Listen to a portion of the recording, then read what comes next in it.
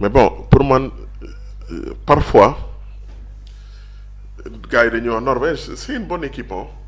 Mais sooy comparer footballu Sénégal ak bu Norvège da ngay xool match de référence bi mooy Sénégal Pologne. C'est typiquement la même chose bi ñuy dajeek Pologne avait le meilleur attaquant au monde ah survolé tamit poulam comme ni Norvège def survolé poulam soo seetloo Lewandowski il était le meilleur attaquant à l'époque meilleur attaquant amul sax demal di meilleur neuf ñun on a Haaland est-ce que il est le meilleur attaquant au monde j'en doute. Pour man mais bon il est peut-être que moo gën a am esprit d'équipe Mbappé mais est-ce qu'il est beaucoup plus efficace que Mbappé mais dans le jeu on a les deux meilleurs attaquants au monde dans le même groupe Mbappé ak Haaland mais bon soo seetloo su génnee Odegaard ak Hollande ak Haaland soo seetloo Norvège jour yi ci des suñ doon former une équipe type ci jour Sénégal yi ak jour Norvège yi man gëm naa ne Norvège ay 3 places la fay am yeneen 8 places yëpp soo moytul ay sénégalais lay doon. Effectivement. Et da ngay gis que ne kon en termes de valeur tolloowuñu mais football tout le monde peut battre tout le monde mais tolloowuñu te en plus le classement FIFA wane na ko ñun on est 19e su ma juumul.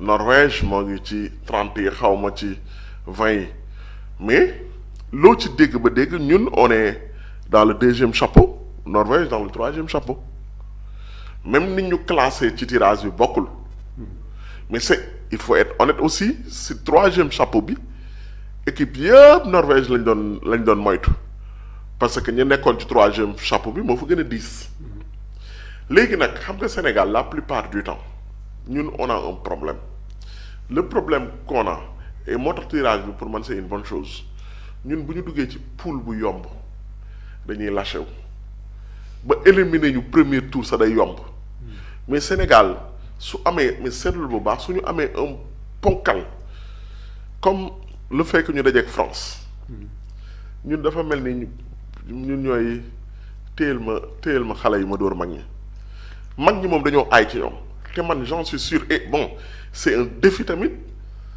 générationnel.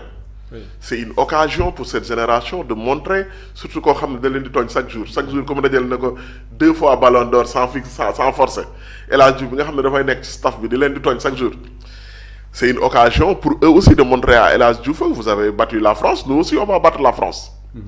On peut battre la France. Donc défi yooyu dafa baax te en plus nga am koo xamante ni ci staff bi c'est la revanche 2002. C'est vrai que ñu bëri dañuy juum Deschamps fekkewul 2002 Deschamps ñëwul 2002 c'était Desailly le capitaine Deschamps dafa jël 2018 Coupe d'Europe 2020 après mu retraité est-ce que yaa ngi comprendre ñun nag Pape Thiaw il était de la génération de 2012 El Hadj Diouf il est de la génération Tony Silva il est de la génération Lamine Diatta il est de la génération ça veut dire que presque 30 ou bien à 40% du staff ñoom ñoo gagné woon sa France en 2012 en 2002 donc loolu lu mën a nekk la ñun on a des certitudes suñu football dafa am ay certitudes maanaam dafa am yoo xam ne wóor na leen ne ñun lii dañu ko mën te li ñu wóorul bëriwul soo xoolee li ma doon wax colonne vertébrale u Sénégal bi yëpp colonne vertébrale boo xam ne sooy xool moyenne d'âge bi mat na 8 ans colonne vertébrale bi soo xoolee Mendy mine de rien léegi mu def bi su dem bi est-ce que du doon 3e kaanam wala 4e kaanam 3e kaanam wala 4e kaanam soo seetloo première CAN bi dafa blessé woon premier match yi final bi la góol woon mooy bi ñu Algérie di dóor final mais mine de final bi la blessé woon. ah. final bi la blessé woon. non final bi la joué wul final bi la joué la non am na match yu mu joué sa suma juumul mais bon bi mooy 4e kaanam loolu c'est dafa bëri c'est presque 8 ans mais soo xoolee Sadio Mané 2011 la ñëw équipe nationale. 2011 ba 2000 presque 2025 2026. presque 15 ans de longévitude. dafa bëri nga xool soo xoola Koulibaly mine de rien c'est presque 8 ans aussi. Gana mook Sadio Mané c'est la même génération. même su fekkee Gana moom ak 1 an xam ma mais ñoom ñaar ñoo ñëwandoo équipe nationale 2001. 15 ans te ñoom def nañ sax 2001 lañ du 2001 lañ ñëw 2001 la ñu joué seen JO yi. 2011 la ñu joué seen JO yi mais ils ont fait presque toutes les générations de l'équipe nationale. Ça veut dire que mine de rien Sadio Mané presque def na 18 ans. 17 ans 18 ans ci équipe nationale. loolu boo ci yàggee équipe bu ci yàggee day am ay certitude ba pare nga am loolu y a pas photo entre ñun ak Norvège ceux qui sont venus renforcer l'équipe A. Notre génération est beaucoup plus dorée que la génération norvégienne. Parce que soo seetloo Diao Diarra Kanati Mbaye Sarr boo yooyu yëpp dañoo ñëw renforcer grands yi nga xamante ni ils ont 8 ans 9 ans 10 ans 11 ans mais loolu da ngay am ay certitude c'est-à-dire équipe te compétition yu mel noonu li tax Pape Cheikh am solo banc de touche bi da ci am solo am banc de touche bu te loolu tamit day tax suñu attaquant yi ñoom tamit ñu xam ne mais su dul 9 leneen li ci des yëpp yeneen côté yëpp am na ñoom tamit am nañ défense bu am doole. CAN bi ak coupe du monde bi dafa baax ci ñi nga xamante ñoo war a jël relève bi. ci la ñuy jaayee seen bopp. Sénégal dafa war a def CAN bu baax d'abord nañ concentré wu ci coupe d'Afrique bi. coupe d'Afrique bu relever lañ jëm. même suñu poule du poule boo xamante ni poule bu yomb la coupe d'Afrique bi. on a Congo Bénin il faut que ñu sérieux pour génn ci poule bi ñu ci war a génne. donc boo demee ba 8e de finale mën nga am benn groupe quart de finale demi-finale noonu donc coupe d'Afrique bi du doon coupe d'Afrique bu yomb te réussir ko dafa am solo. te on a les moyens de la gagner hein.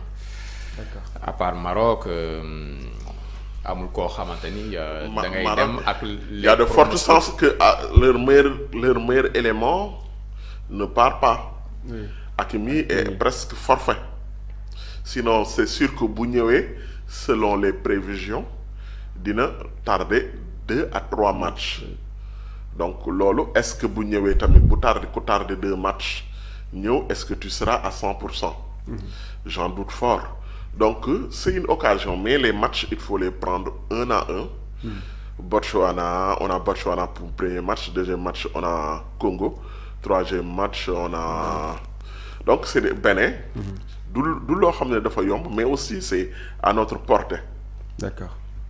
Merci beaucoup jërëjëf amoon na solo mu nekkoon benn parenthèse rek ci li nga xamante ni moom moo di tirage au sort bi nga xamante ni amoon nañ ko démb Sénégal nekk ci groupe I bi donc dañuy daal di dugg ci waxtaan bi wax ci wàllum li nga xamante ni moom mooy premier point bi daal di ñeel mbirum li nga xamante ni moom moo di Pape Cheikh fële ca Université Cheikh Anta Diop gis nañ fa semaine bi ñu génn nekkoon na semaine bu tàng lool ginnaaw alerte yoo xamante ni étudiants yi defoon nañ ko ngir jot seen bourse surtout ñi nga xamante ni ñoo nekk en master 1 ci ginnaaw ba donte jotuñu benn réaction ci autorités yi la ñu amal ay jàmmaarloo ak way takk der yi donc mu nekkoon ay fan yoo xamante ni tegal nañ ko donte sax ci ginnaaw ba ñu informé que ni daal dinañ ñuy toog ak autorités yi mais ba léegi amul lenn loo xamante ni si sotti na ca comme li nga xamante ni moom moo di ay solution bu ñu sukkandikoo ci dernier communiqué bu étudiants yi.